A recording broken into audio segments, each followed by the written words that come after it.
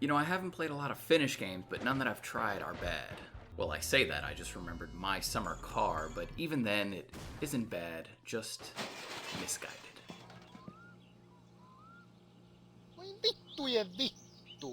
Well, you can add another game to that list. Today I'll be taking you through INFRA, a game by Finnish developer Loista Interactive. I think I'm saying that right. In INFRA, you play as Mark, a structural analyst who works for an engineering consulting company that was set to take over infrastructure maintenance in Stallberg after a government corruption scandal a year before the game takes place. Mark gets tasked to check out the Hammer Valley Dam and ends up getting into an absolute Rube Goldberg machine of chaos as the city comes crumbling around him and he discovers the scandal and corruption that caused it all to happen. Including power plants and water systems will now be maintained by us. Do we really need to hear all this again? Well, not really. So it takes place in Stallberg, which is a fictional city in what I thought was Finland, what with all the saunas, Finnish flags, and obsession with the world's strongest beer. But there's actually a moment towards the end of the game that kind of tells me it doesn't take place in Finland.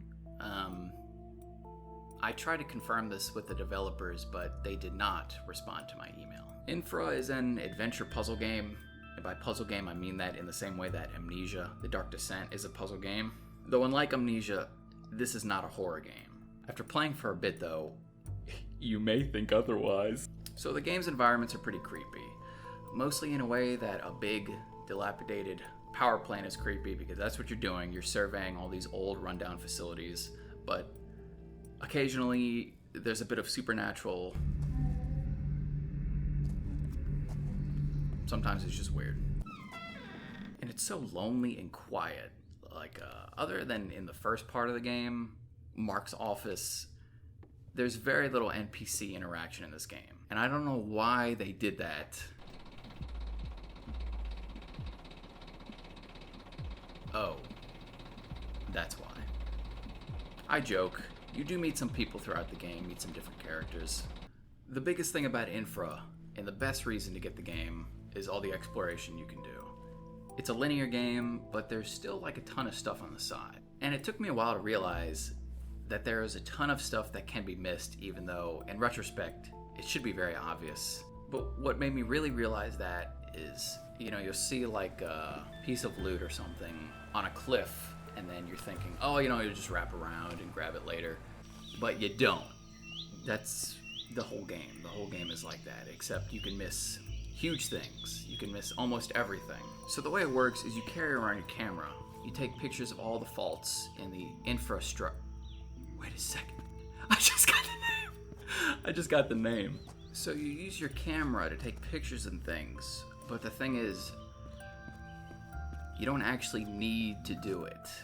Like, it's part of the game, but if you don't do it, you won't get penalized. Like I said, it's linear. It's not open world. So if you miss something, you can't go back. And that really is what the game is all about. There is just so much to find within these confined maps. And I think it would be extremely rare for someone to find everything that can be found just going in blind. And like I said, you can beat the game without doing this stuff, but you won't find as much of the audio tapes and the newspaper clippings with the conspiracies and the crawl spaces and all the other lore stuff. My name is Alex Hartman. I was just betrayed by the man who practically built this whole city. And just between you and me, it might change the ending. So if you don't like general exploration adventure, don't get this game. There's really not much else to it than that. You really can spend as much time in this game as you want. You can just look around at the scenery, blast through the game. You could look for every elaborate puzzle. And I will say that some of the more secret puzzles are pretty elaborate. In fact, every Finnish game I've ever played is full of those intricate secrets. Even My Summer Car. So when I did look at the wiki, not a crappy little fandom wiki by the way, to see what I missed, and I realized it was actually a lot, I just stopped reading because I realized it would probably be better just to replay it. I don't know if I could do it again though. I'll be honest. It's a long game. Maybe way down the line. Maybe play the sequel first. That DLC that's coming out. The areas in this game are big, and for the most part, they're pretty varied. I will say some of the rusty, dark industrial facilities get pretty boring because there's so many of them and you're in them for so long. Same with the sewers. None of that is pleasant to look at. Just about all the other areas are cool. But seriously, too much rust, too much sewer. I don't play these kinds of games often because they make me think, and I don't like that. But every once in a while, I need that kind of challenge. There are times in this game I'll just be running around for half an hour looking for a single item. Reminds me of Amnesia again. That's not a fault of the developers, of course. In fact, I think a lot of the item placement is very clever. No, this is just a fault of mine own. Critical thinking is your friend. Slowing down is your friend. I'm able to do neither. I am proud to say the only time I looked up a walkthrough was when there's a lot of alarms in this game. Some alarms were going off, and it's just driving me nuts, and I had to give up. Or, like I said, after I finished the game, wanted to see what I missed in the wiki. Oh yeah, and all the other times I cheated, because I have no patience. But seriously, overall, the game was never excessively frustrating or complicated. I do have a gripe about the different ways that this game can kill you. And there are a lot of ways you can die. Some are obvious, like jumping in water, for example, will kill you. Mark cannot swim. But does this look like water to you? It doesn't to me. This looks kind of neat.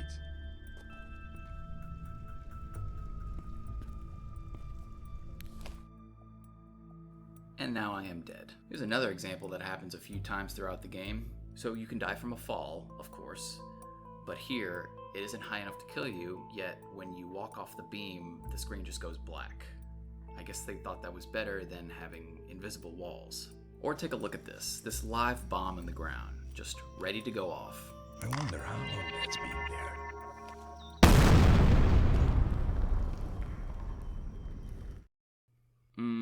Maybe that last one was on me.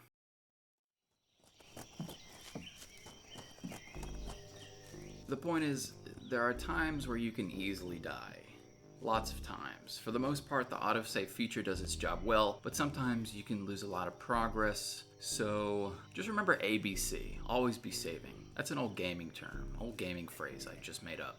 I think this may just be a fault in the genre, or a fault in my attention span, because I felt this way about many adventure games, but I started to get bored towards the end of INFRA.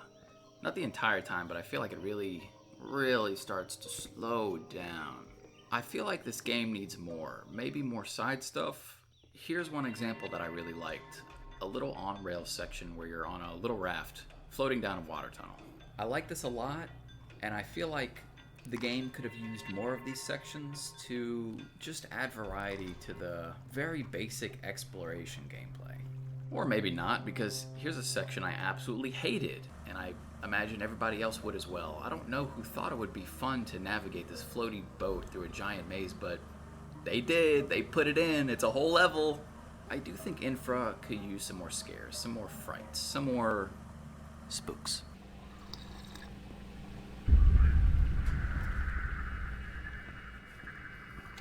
Most of my favorite parts were the scary parts, and the game can definitely get scary. Definitely needs more of that one guy you see a couple of times. Hold on. Mörkö. Yes, that guy. Despite the really dark, boring parts, I think they did a good job making the late game fresh. I do think it drops off, but it picks up. I won't give away too much, but the rundown city that's contained entirely one building and one giant map is really cool. There are some parts where you're like running against the clock because like the room's caving in or whatever, so you gotta like solve the puzzle before it, gets destroyed. Those are really cool as well. Alright, end of the review. What else? The game just looks okay, but it runs really well. It's built on the Source engine. I'd say I get like 144 frames 70% of the time if I had to guess. And this is just me, but I do wish the game was in Finnish. With English subtitles. In fact, the only Finnish game I've played that is in Finnish is...